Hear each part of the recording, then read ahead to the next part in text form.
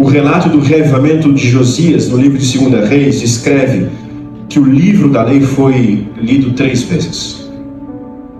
A sequência, na história paralela que é apresentada em 2 Reis, nos mostra como essas leituras foram feitas. 3 leituras. Primeiro, Safã leu a Bíblia. Depois, a Bíblia foi lida para o rei. E uma terceira leitura foi feita do rei para o povo. A leitura da Bíblia, ela é poderosa, ela é transformadora. Muito se fala sobre o relacionamento com Cristo. E Cristo, sem dúvida, é o centro de nossa fé. Mas, por favor, não se esqueça de que a maior revelação de Cristo é a Bíblia Sagrada. Não são as suas impressões místicas que você pode ter no seu relacionamento pessoal com Cristo, que podem ser positivas, mas são os seus atos e palavras relatadas e contadas pelas Sagradas Escrituras que nos revelam quem Cristo é. Essa leitura da Bíblia feita pelo rei Josias diante do povo não foi uma leitura qualquer. O livro Profetas e Reis, ela descreve como foi essa leitura. Ela diz o seguinte: o leitor real estava profundamente comovido e apresentou sua mensagem com um toque de um coração quebrantado. Porque Josias, ao ler o texto, ele percebeu, apesar de estar já há anos trabalhando na purificação do povo de Israel, do povo de Judá, ele percebeu quão longe eles estavam do ideal de Deus. Então o coração do rei estava quebrantado, os seus ouvidos ficaram profundamente tocados, a intensidade de sentimento revelada na face do rei, a solenidade da mensagem em si, a advertência de iminente juízo, tudo isso deve ser feito, e muitos decidiram se unir ao rei em busca de perdão. Qual é o segredo de uma leitura transformadora da Bíblia? É ter um coração quebrantado. Por favor, não ouse a ser um pastor, um futuro pastor, que não tem um coração quebrantado. O que é um coração quebrantado? É um coração que tem uma visão real de quão pecadores nós somos, mas também um coração que está disposto a seguir as orientações das Sagradas Escrituras da Bíblia Sagrada. O problema é que muitas vezes nós fazemos leituras da Bíblia para satisfazer o nosso próprio ego, ou muitas vezes, quando a Bíblia nos confronta, nós não temos um coração quebrantado suficiente para mudar quem nós somos ou qual é a nossa realidade. Muitas vezes, quando eu leio a Bíblia e eu sei que a Bíblia está me acusando de algo, eu não permito que aquela leitura seja transformadora o suficiente, porque meu coração não está quebrantado o suficiente. A Bíblia deve pautar o jeito que você estuda. A Bíblia deve pautar o jeito que você conduz a sua família. A Bíblia deve pautar os seus sonhos para o ministério. A Bíblia e suas histórias devem pautar como você comporta, como você trata os seus colegas. Por favor, sejamos pastores ou futuros pastores de coração quebrado. Não adianta nada eu ler a Bíblia se eu não estiver disposto a segui-la. O autor desconhecido disse: os homens não rejeitam a Bíblia porque ela contradiz a si própria, mas porque ela os contradiz. A Bíblia é um livro extraordinário. Ela é suficientemente simples para salvar o analfabeto, mas ela é bastante complexa para ser uma fonte inesgotável de conhecimento para a mais inteligente das mentes. Mas existem alguns perigos de algumas leituras particulares nos nossos dias, e vou mencionar 2 aqui, que têm atrapalhado quem nós somos como adventistas do sétimo dia. Primeiro, uma leitura seletiva das Escrituras. É escolher textos que defendem a sua posição e ignorar todos os outros que a contrariam. Os antitrinitarianos são especialistas nesse tipo de leitura seletiva das Escrituras.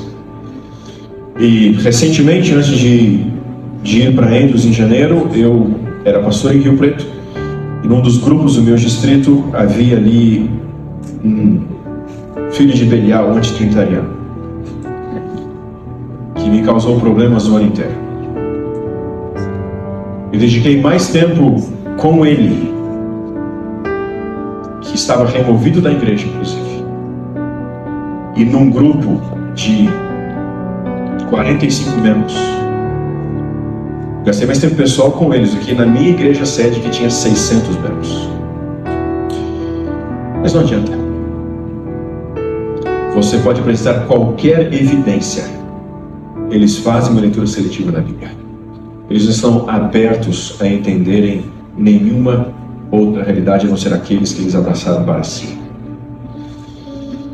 Muito hoje também se fala de um tal de filtro do evangelho que está numa outra ponta do espectro. Esse tal de filtro do evangelho, defendido por alguns famosos por aí, inclusive dentro do adventismo, é uma leitura em que eu devo enfatizar os textos da graça, do amor, e ignorar qualquer outro que enfatiza a lei, o juízo ou uma vida de santidade. Esse princípio hermenêutico do filtro do evangelho não é adventista, nunca foi, e eu espero que nunca seja. A Bíblia deve ser lida como um todo, com honestidade.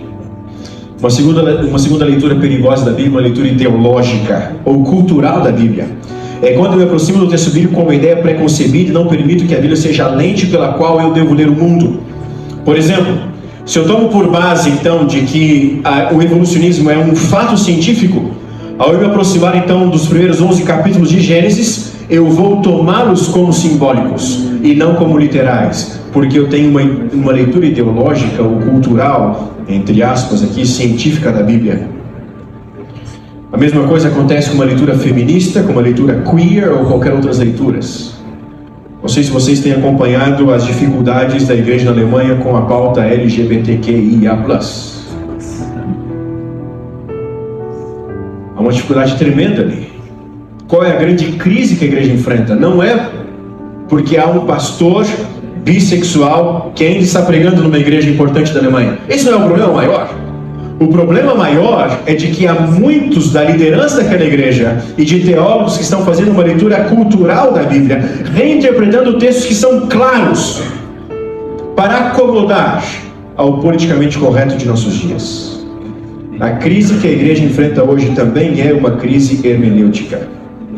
E há uma tendência hoje em se fazer uma leitura ideológica da Bíblia. Uma nova autoridade em que uma leitura cultural se sobrepõe a uma leitura gramático-histórica do texto sagrado. O pastor Renato Stence me compartilhou esse texto outro dia. E eu gostei. Está no Grande Conflito, página 268, e diz assim: todos os que exaltam as suas próprias opiniões acima da revelação divina, todos os que mudem o sentido claro das Escrituras para acomodá-la à sua própria conveniência, ou pelo motivo de se conformar com o mundo, estão a trazer sobre si terrível responsabilidade. Por favor, sejam teologandos corajosos, capazes de elevar o assim diz o Senhor acima do conforto, acima das dificuldades, acima das ideologias e até mesmo acima da popularidade. Eu lamento em dizer de que cada vez mais a popularidade não estará do lado daqueles que têm a Bíblia como regra de fé e prática. Será cada vez mais impopular falar a verdade das Sagradas Escrituras. E você foi chamado para esse tempo. Uma vez um amigo pastor, enfrentando uma dificuldade teológica na igreja, ele me pediu alguns conselhos. E ele disse assim: eu sou um pastor generalista. Eu não tenho conhecimento suficiente para lidar com essas heresias da minha igreja. É bem verdade que o ministério é amplo e há espaço para todos, com diferentes dons e talentos. Mas por favor, não sejam pastores generalistas. O que você precisa fazer, para usar a linguagem de formação médica, o que nós precisamos é ser residentes, especialistas nas Sagradas Escrituras. A principal especialidade de um pastor deve ser a Bíblia Sagrada. Esse é o conhecimento que antecede todos os outros conhecimentos da igreja, dentro do ministério. Vocês, daqui a alguns anos, podem ser os melhores evangelistas, grandes visitadores, grandes comportores, grandes pregadores, grandes administradores da igreja.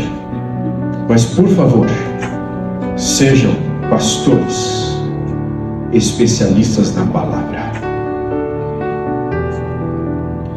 É um tempo de termos firmeza em nossas convicções pessoais e teológicas.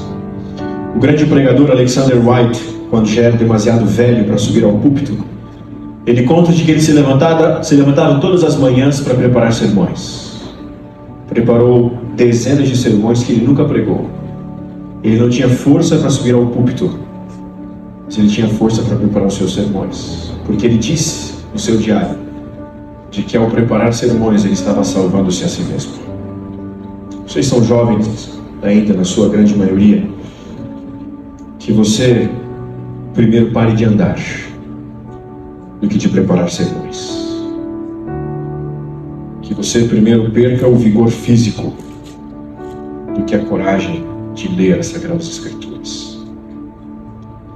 A leitura sucessiva da Bíblia trouxe àquele povo de Jerusalém, naquela época em Judá, pelo rei Josias, um reavivamento como nunca antes.